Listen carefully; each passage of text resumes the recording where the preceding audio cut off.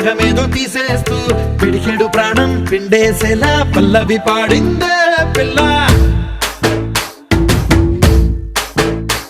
నిన్న coffee glass చేతి కందిస్తూ నాజుకైన వేళ్ళు తాకేస్తూ మెత్తని మత్తుల విద్యుత్ తీగై ఒత్తిడి పెంచిందే